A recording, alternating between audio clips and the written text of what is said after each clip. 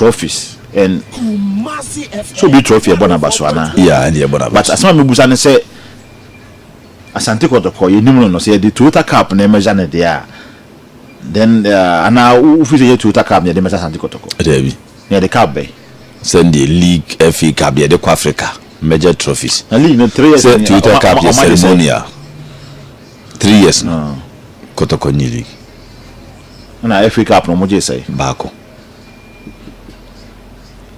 and no champion of champions. Yeah, the Super Cup. No moji Super Cup. No moji cup back be any President Cup and DC Cup. DC Cup. Democracy Cup. The cup when I say DC Cup. Toyota Cup. Champion of champions. Sure. Another. Anyone. Yeah. 4. 3 years. Simple a total failure. A total failure. I'm in a field. Total failure. Because simple say me listen, but even with simple the signing of players, the first season main Kotoko no Kotoko signing be about 17-18 players.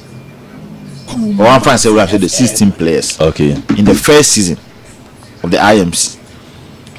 And so muja be 14-15 players kwai. Almost sign names 16-17 players. Second year, say almost almost about 14-15 players kwai. And almost signing about 18-17 players bio. Okay.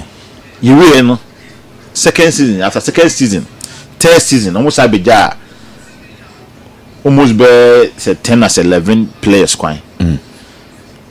Now last season almost I say last season you check your list no so no almost no almost be 20 me boy last season no does pa and with trophies simple with players no signing any trophies would they be aligned with first season if I say first year the honor I would say maybe may charitable. So the first season, the IMC, almost trophy bay, Omani BBR for the first season. Second season, if I so many experience with players almost signing on BJ, the Toyota Cup, okay, and Omoje FA Cup, and Omoje DC Cup, and Omoje Champion of Champions. Yeah. So simple to me. Uti the lawyer Ekana. Me to me the Oma fully in say season we shall say Kotoko sign be 11 new players. And a main window no. So Jimmy news come ade ba community. Jimmy no be amba. Second time. Dugu Yakubu bae. Iskun so bae. Season never start almost sign 11 players. Yeah, be 11. Check in here. When you listen here. Why? Check it. Why? Some so listen last time we me lose listen yeah so simple so we check the lawyer kana the IMC right now also got to compete for the league. Okay, was simple after 3 years na say even coaching simple a problem for asantekotoko. And you can't go for my stadium, no. And with the backdrop of Kotoko Free Africa by simple in Sema company for Minsake bi wa hanu amehwe. Unsasake bi wo. Yeah, Shebu Abubakar. Michael Sifa. Aziz Haruna Dari. Hibejew. Francis Akwa. Johnson Oponwusu. Zakaria Fusini. Joseph Amua. Hilary Adabo. Philip Amo. Seth Koju. And last season yeah be season and second during last season and this season yeah season be shall say say famu last season no Michael say famu last season e ka this year this year Kanya yibenya this year this year ubeja ubai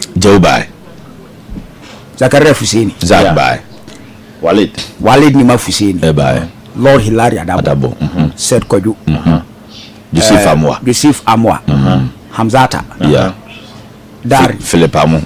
Dari. Philip Amo. Inusa Adams. Okay. Shaibu Abubakar. 13 no. Zakaria. Yakazak. Joseph Amoa. Yakenonso. Morfi Donzo. Okay. 14. Dogo Yakubu 15. Isku. 16. Ensayo. 16. Ebi saka ho. Ntino. Yakasi ya body ya. Ebi saka ho. Keeper no. Kibadari Maka. Makadari. Ope kwa yemfa serebe yemfenis, yemfa position by position. Yemfa position. Kala yemfa position by position serebe yemfenis. Goalkeeper 16 so far. Goalkeeper department.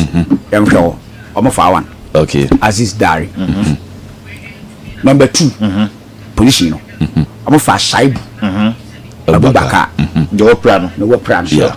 Ono ne be kan ho. Cause already no more law. Na more Koti. Omo fa Shaibu. Position number 3. Omo fa Francis Akwa. Okay. And omo fa Joseph Amoa. Nti horum so no. Ya fa 2. Ti enya 4. Ewo ho. Afi yanko the central point of defense. Zakaria Fuseni. Musa Hamzata. Yeah. Honso ya fa say. Enya 2. Ti ya 6. Sure. Or the central point of defense. Yeah. Sure. Yanko defensive midfield. Lord Hilary Adabo. Set Kwadu. Okay. Ena one more efa ubet jewu. Memfa isku dia ni so so. Ana mo fa isku. Esa be 10. Ana Walid.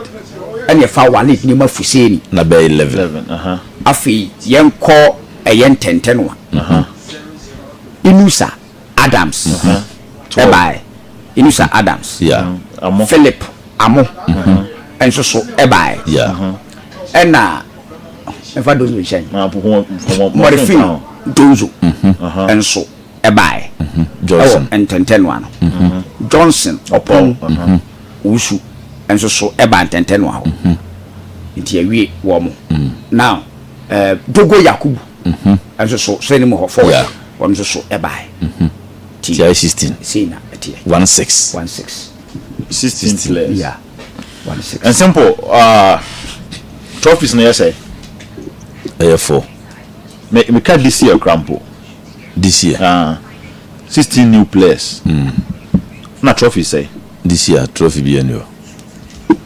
Because of one failure simple. Do you get me? Sure. And with the lawyer and some no can about coaching. So how you be fame kakra krakoi. Ahani so crowded. So no one villain my union film. So match. Match. You start from 17. Obo match. Ono akwa obili. Yeah, yes, I no pay me person me. Obo match super obo match. Obo match. So far so what 30 ball mark Kotoko. Hani can was 17, yeah. 17 with 17 signings. Simple with 0 trophy. And last year say the Democracy Cup no ne Toyota Cup. Simple. You see, like it's a total failure. Okay. And as we speak, simple. Kotoko ni coach. As we speak, yet here I can say Kotoko ni coach. I am needing to be coach. Because we show say omu coach or competent. Okay. Omu I am saying omu coach or competent. Well, lawyer kasa no sick what is ne enya abotre. Yeah. Na mu pe coach a mu free so fata. Simple. Hey, because what does the enya abotre? Na ena man can say obi 2 months we are simple. After 2 months you can go fans wait for 2 months simple. Now let them say more per competent coach. Why do the Prince Yahusu here day? Because the spokesperson simple the director of communication of Free Africa buy no or so them go to Africa nti Africa the better crank Ghanaian class no munyako to be bowling Nigeria money. Okay. I favorite coach no. Your body GN. Your body GN. Nti omo Zito resign here no. Zito resign you say or so omo pamono which is which because obi resign someone is card there as compensation there. Then me no resignation me what I say. So and some can there simple. the IMC, as you speak now, Okay. because our club is at its lowest. It's at its lowest. Okay. Because the whole Asantekotoko, it's a team, you know, say attractive my fans in the crowd bonus. I will tell you it's a big no. Yeah. The team is not even attractive for the fans. And the Kotoko boy said simple. Why don't be a free crowd to get a deeper 2,000 and not even 1,000 crowd get free. Second the Bobo. Say next week Sunday, Kotoko go home. I'm not going to be in fact, I'm matching in Basso. And the big free simple Kotoko to get 1,000 and so it means the team is also not attractive. Okay. So simple. The IMs need there. Say in a nutshell, say say 3 years within summer lawyer bekan. Omo time na so omo ko. Okay. But omachi omo reporter me. Yeah, me person me totally. Adia me de be kai omo. Adia me de be kai MC no. Yeah. The youth team. Oh, okay. Youth team na be kai omo. That is the yeah na how from youth team they ba debut. That is the yastic. Adia de be kai MC say simple they put in place a youth structure which me na me ITT for say Kotoko should have a competent youth team a bit be a feed team. No just be a total but 3, 4, 5 years. It be every season. What I say. Okay. So I did the back but a Toyota Cup. Okay. Me yastic here Toyota Cup. Me for democracy cup. There I move here crano Sudan for say Ghana no. So Saka up the friend who say why play a national POP me no US na ko Ghana no. Yeah, I know. So it is no so much set probe because say player who the player ko national POP mo so mo ko bobo na POP na national now full playing because now Saka Ghana no simple as say. Okay, say. Okay, President. To us in Yanko anyway. Yeah. Though we are hoping say be a Kotoko bit my budget league, you know. As far as this is really being concerned. But as it stands now, Siabu season, na asantekotoko FA Cup ni league 1 year. May very much surprise communication that I catch him say omo nye feel Oma feel. Yes, Kotoko asem ne can with all due respect to basic and other class. And your basic stars, a whole survivor, watch you. But I used to say Asante Kotoko asem ne can na Kotoko aye ball a season. Even Kotoko coach would the enemy CCA and one announce officially says season is over for Asante Kotoko supporters. Never can America. Coach no muna or no a kasana or kokono. Coach no announce officially. So Kotoko season no so Beji League no over. Already Kotoko out over the MTN FA Cup. So I'll be very much surprised the communication that I catch them say. Womo enfili. We are no free Kalonso mbina no pena making. Also Kotoko di democracy cup also Kotoko you happy. So also ko track na bakosem. It tells you how baby Kotoko abiduru. And Kotoko ni so ade hunu sisi e. Because the communication director catch also Kotoko I winning 4 trophies. Okay. Young great trophies ni ko ya a democracy cup. And now your friends say trophy be no kwa South Africa. Toyota Cup. And a cup baby. The FA Cup na baako count. Super Cup. Champion of champions. It tells you say when communication director at Makotoko be catch asem we chirewa at mount the true identity of the club Asante Kotoko assistance now. Kotoko current state. So Kotoko celebrate democracy cup. Na Kotoko celebrate one cup. I'm sorry. 3 years ni 3 years. 3 solid years. Kotoko add 2 trophies. And 3 solid years no. Na kwa make calculation manye ni. Trophies and now say Kotoko compete for 9 trophies. 3 years no Kotoko also compete for 9 trophies. Also Kotoko compete for the FA Cup, for the League, Super Cup. FA Cup, League, Super Cup. FA Cup, League, Super Cup. In the 3 years at this IMC, Kotoko team no eba ye be yes adwuma no kwabe so mo fight for 9 trophies Kotoko gimu 2 out of 9. The communication director so my pass kamna efe no gas Kotoko no mo feel wadada nti amani 7 is here ba me hwe bi this and me twem 9 trophies and 3 years so Kotoko team no e fight for every single season bia no wogi league no age FA Cup no akobo Super Cup atoa so that means wabo hat trick what you say with 3 years now to make Confederations Cup champions na kwagia that means wabo your friends say quadruple no but nay Kotoko the 3 years ba obedi Africa back no gi Super Cup Kotoko force na yen twese o mabako sem say o magi Democracy Cup no we ja no I don't question the most important competition get the Champions League and the Confederations Cup is all called EPL anymore top 5 who no more top 5 tieni you EPL no say o ma ba be do top 5 say top 5 sport who go be to twede top 5 who go top 5 say ya Aston Villa Chelsea Manchester United Liverpool yeah pre top 5 come do you know why because obia person call the biggest stage which is the Champions League as far as this is being concerned Kotoko the dey be Champions League Kotoko the dey Confederation also Kotoko the FA Cup or the league but the communication director say no they need a priority target your priority target is that you did the Democracy Cup it's okay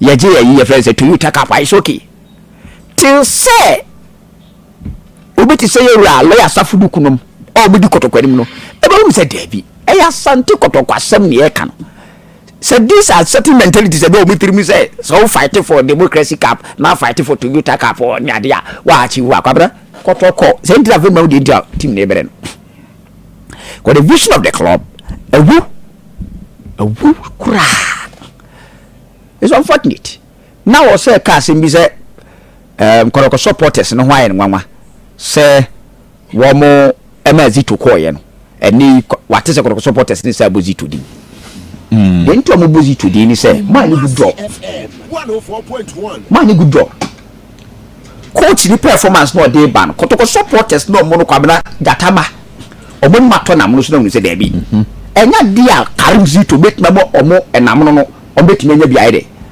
awe okay enti sa dia mo system o say mo wie ye ni ma according to my wow kata wa admit say why no good job according to kata no enti no mu no e campaign for say Zito na ho de for mumpe na Zito Kotoko ni feel wada enti ni person me say me energy kwa omo ho na tie nya na say Karim Zito enyade na ko support say mo say sana pressure usu e better sin Zito oh David according to mo na mo te wona mo say mo di team ni ma Prince usu na Prince usu e better etu Kotoko supporters no wo mu su se munyi Zito mfa no mfa Zito upgrade emenye say that Kotoko supporters kan eme Kotoko message ni nyina ni this a message that Kotoko supporters no wo mu e campaign for say Zito nyade munyi ni nko mumpe obi e better mfa Zito nyane na Kotoko supporters kan okay yes and me bason yes enkomo na yedi no you near back, you near Murphy. Waboy, Kotoko IMC has wasted money on these players in 3 years with nothing to show in the league. Okay.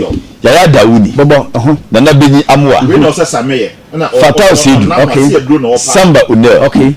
Yusuf Nurudin, Henry Kwame Yensu, Emmanuel Koti, Samuel Asamoah, Hussein Ishak, Andrew Sinti Menu, Michael Chidamina, Baba Yaya, Benasumwa, Peter Amidu Akwa, Julius Ofoizigi, Kalu Watara, Fatal Safi, Kalu Watara, Iraq, Abdul Karim Abdurrahman, Sudan, you know. Okay, Esmat, Abdul American Burgers, Mohamed Kamara, Benjamin Chum, Lord Amwa, Patrick Kesiedu, Joseph Ablo, Michael Sifa, Evchi Bafo, Emmanuel Entry, Samuel Tinedu, Saka Dauda, Albert Amua, Wisdom, Fernando Bassi, your good friend, Isaac Minta, Adrian Ajiti, Dai, Aziz Haruna, goalkeeper, Francis Akwa, Shaibu Abubakar, Joseph Amua, Zakaria Fusini, Musa Hamzata, Seth Koju, Lord Hilary Adabo,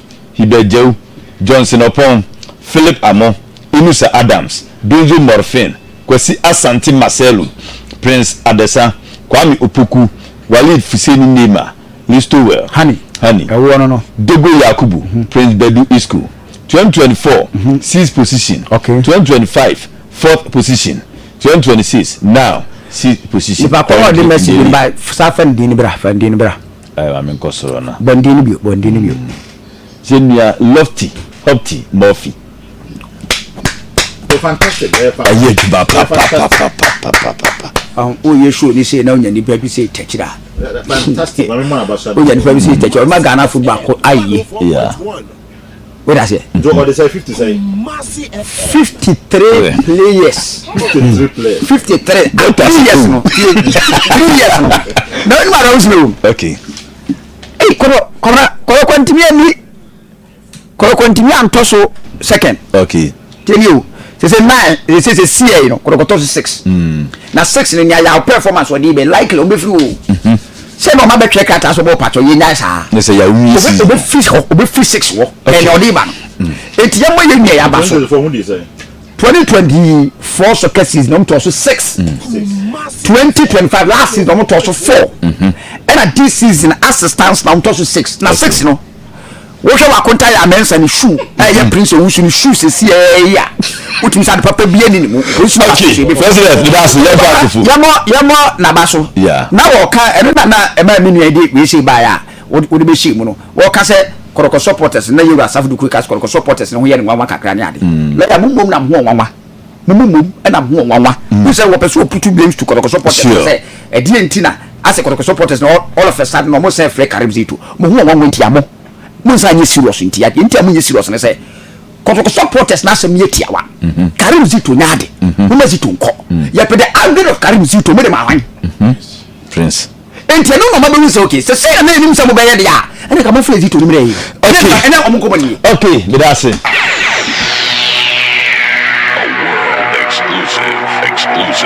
exclusive